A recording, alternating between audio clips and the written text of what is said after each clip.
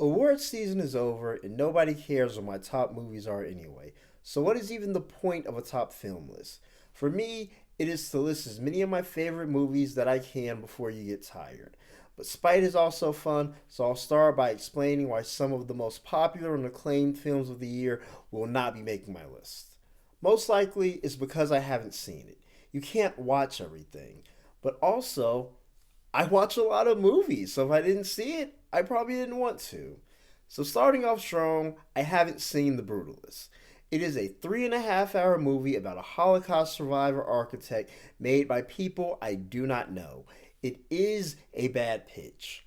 Ari Aster and Damien Chazelle can make whatever 3 hour nonsense they want, and I will buy it. But you have to sell me on your movie. And The Brutalist did not do that. But I will say that every year there is a movie or two that I don't want to see because it looks so incredibly white and boring. But then award season comes around and everyone talks about how beautiful it is, and I get curious and I end up watching it. And it's exactly as white and boring as I thought it would be. Last year, it was Passages and Anatomy of a Fall. Come on, France, do better. Although, spoiler alert, A French Woman is going to end up near the top of this list. But even knowing this pattern, The Brutalist might just be that movie for me this year.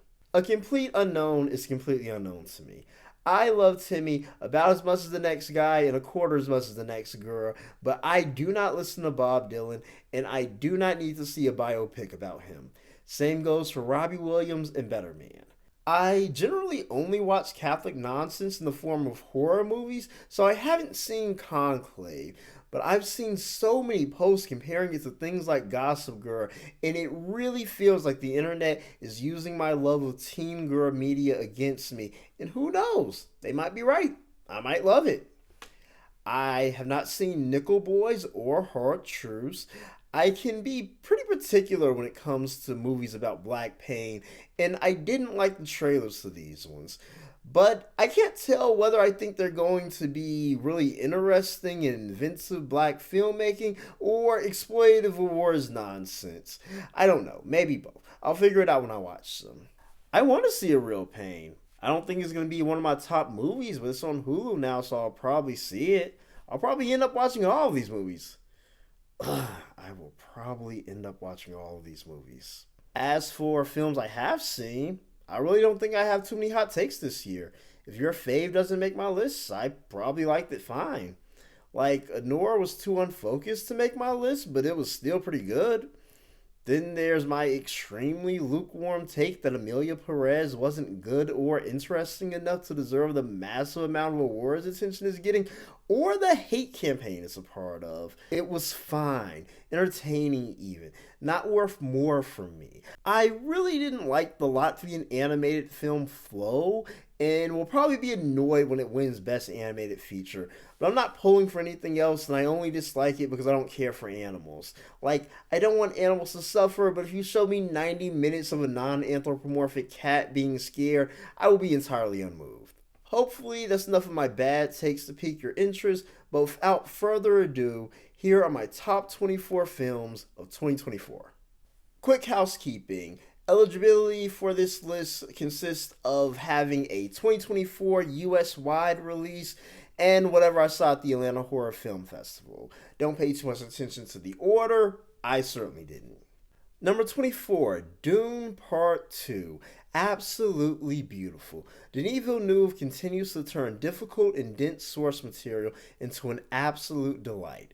The balance of making Paul simultaneously an epic hero of religious proportions and a vengeful white savior meant to exploit a native people for his own goals is difficult, but well earned and gorgeous throughout.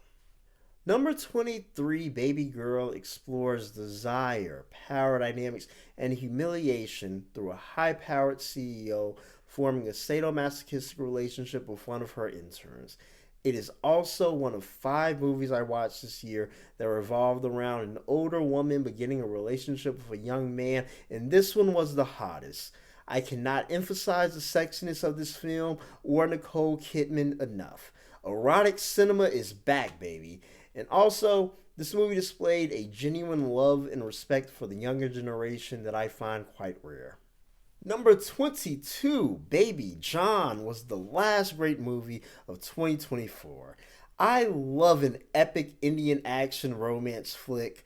This one centers around a loving dad taking care of his daughter after the rest of his family was murdered. But don't worry, there's plenty of violence. His daughter is adorable and the action is beautiful.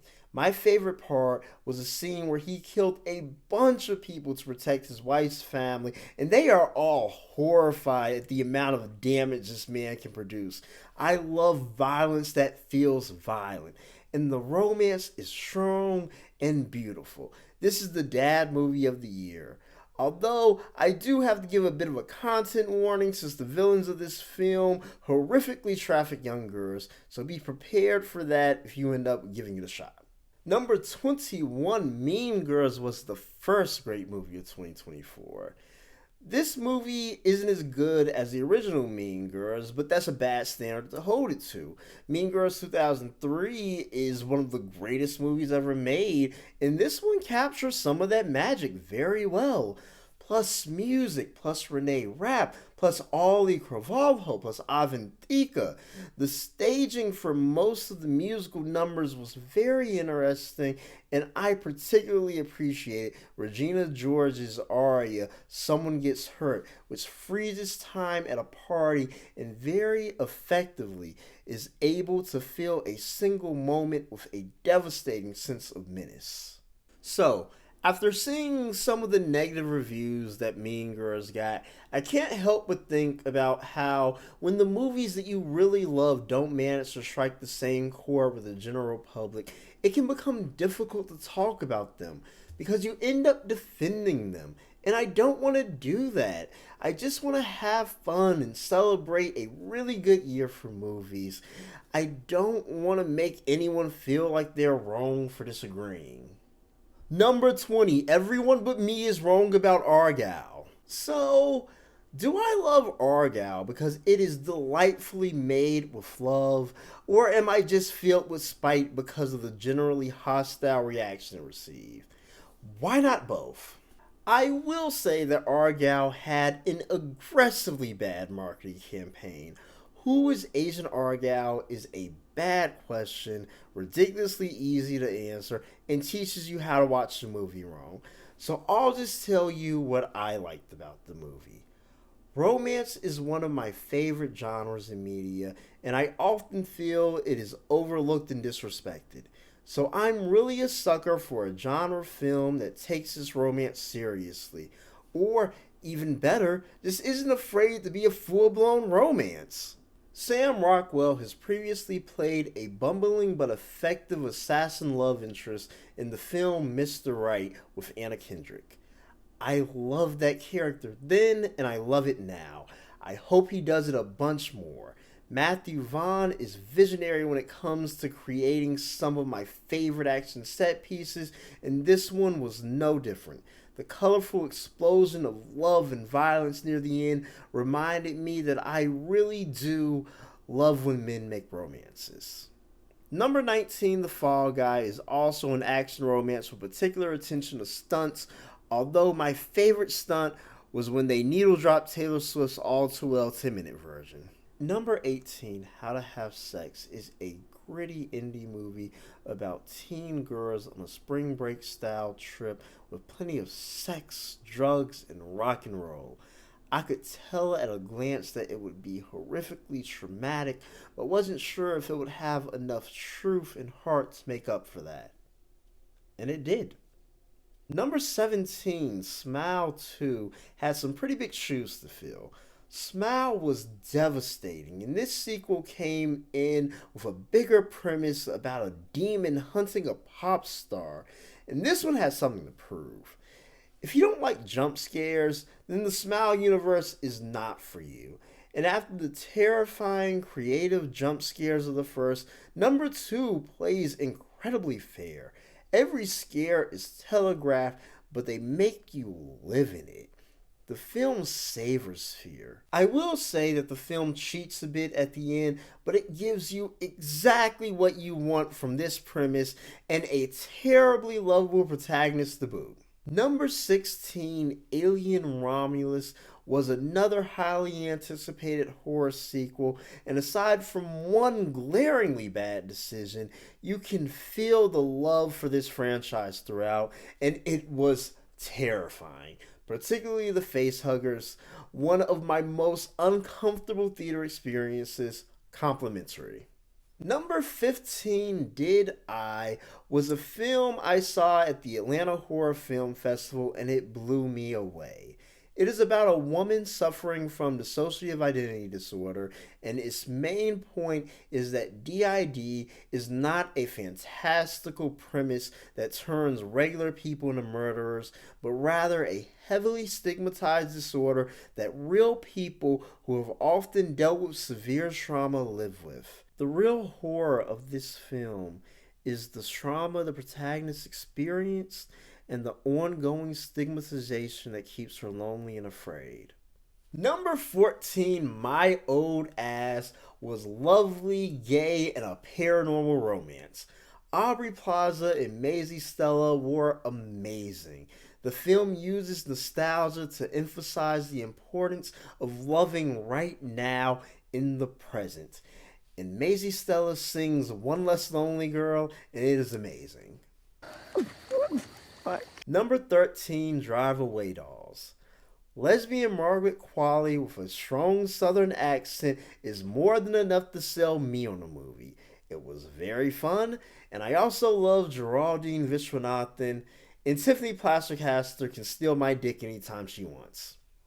Number 12, How to Date Billy Walsh, is a quirky teen rom-com with an appearance from rock star Macy Peters. It is about a guy catfishing his best friend to get her to like him. You can imagine the tropes you'll see. But the most important thing you need to know is that the heroine is introduced anime style, running out of her house with toast in her mouth. Cinema.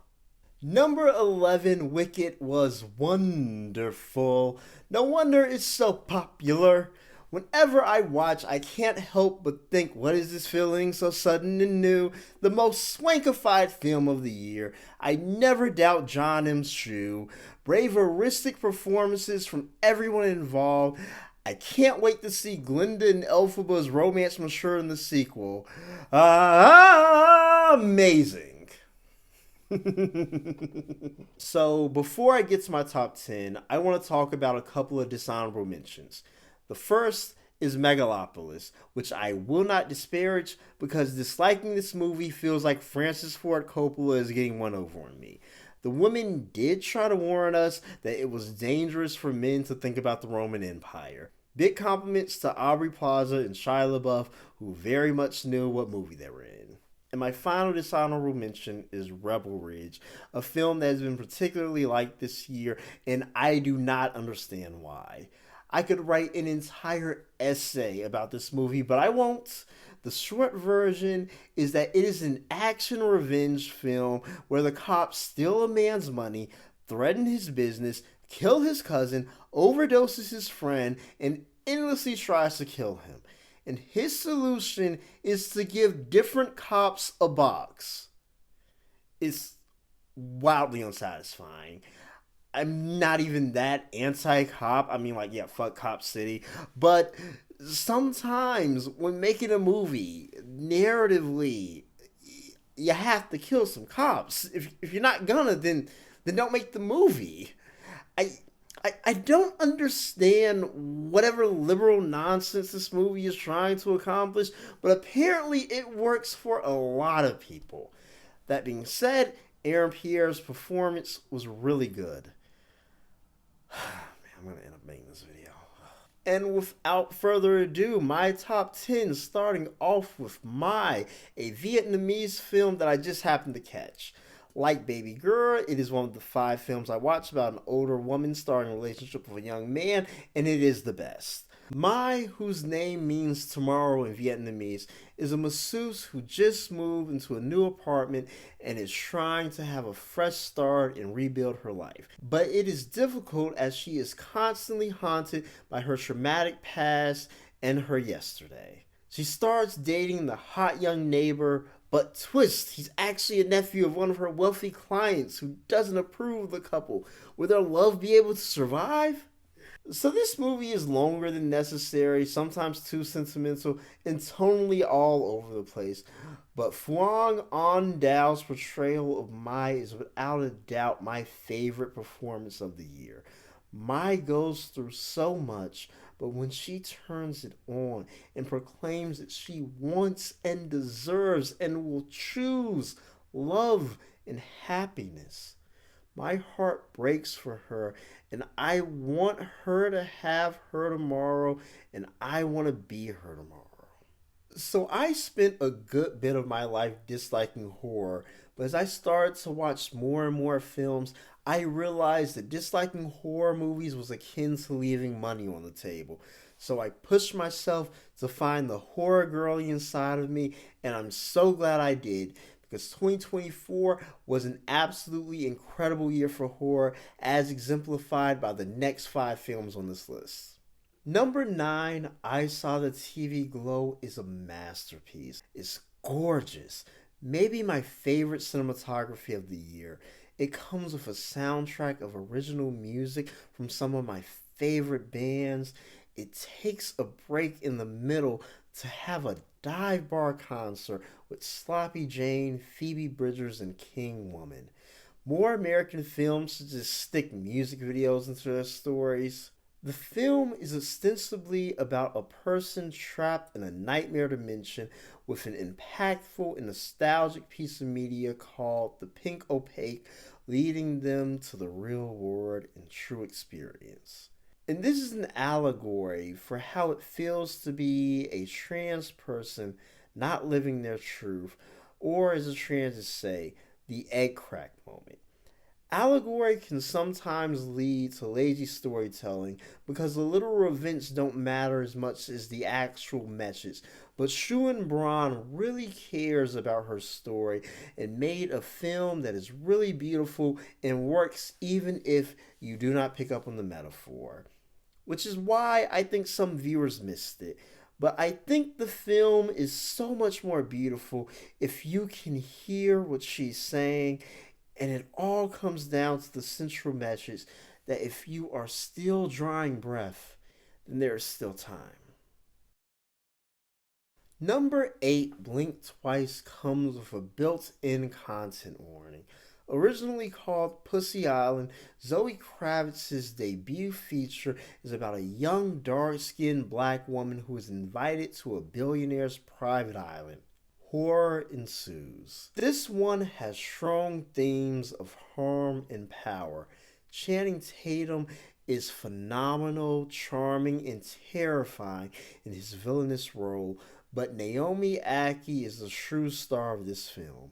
She plays a woman mistreated at all levels of society who so desperately wants to be seen, and that makes it easy for her to become a victim in this story, but she is too strong and too lovable to succumb.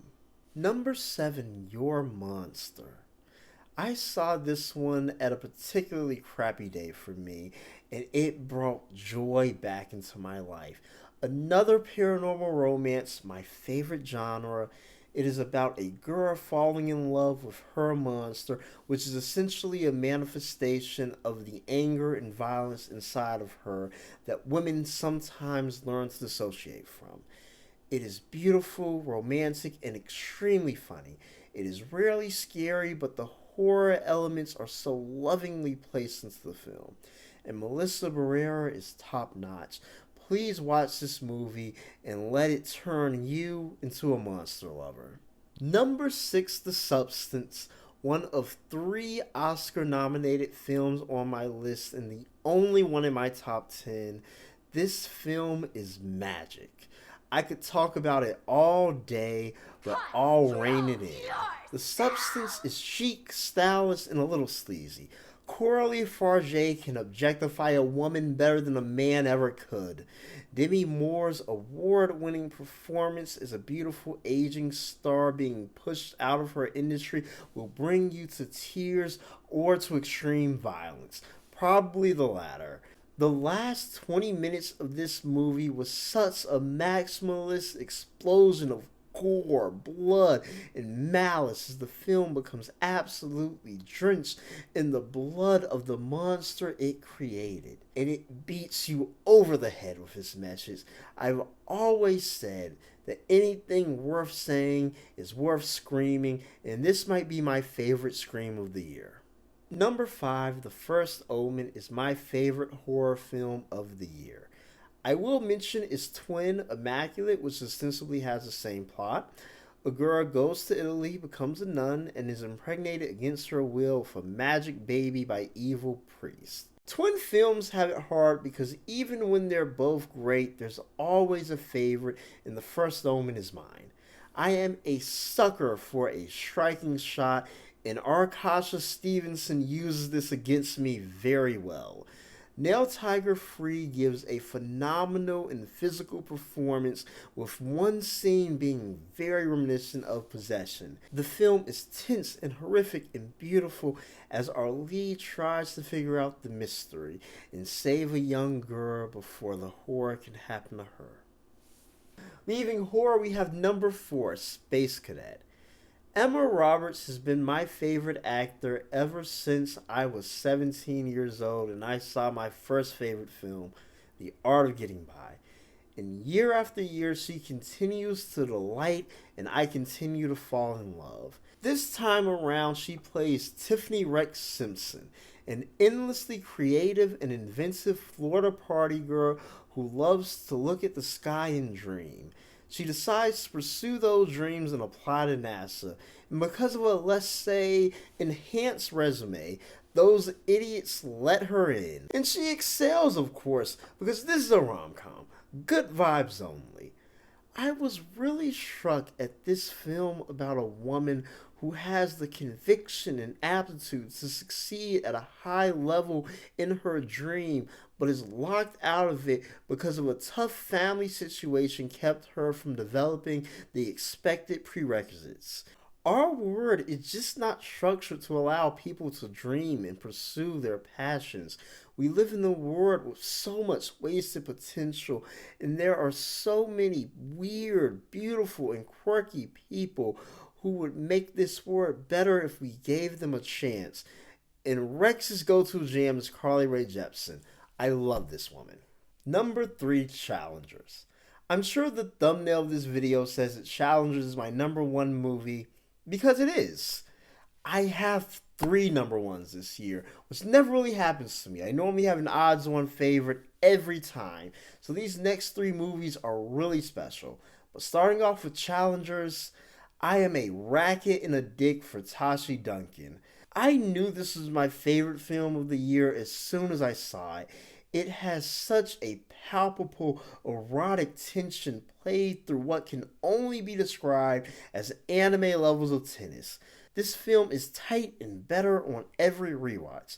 In the climax where everything comes together. Come on! My second number 1 film is I Used to Be Funny.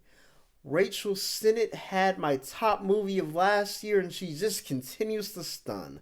Make no mistake, I Used to Be Funny is very funny and totally devastating.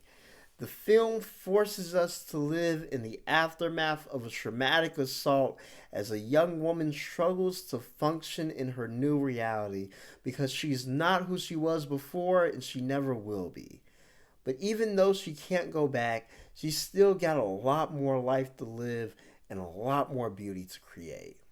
Honorable mentions. Look Back was the most beautiful thing I've ever seen, but it's only an hour long, so it doesn't count. Haikyuu's dumpster battle was epic, but also disqualified because it's part of a long-running series. Train's Darling had the best American breakfast of the year. Dee Dee was so violently my age, I threw up. Complimentary. If you are an American suburban kid born in 1994, you've been warned.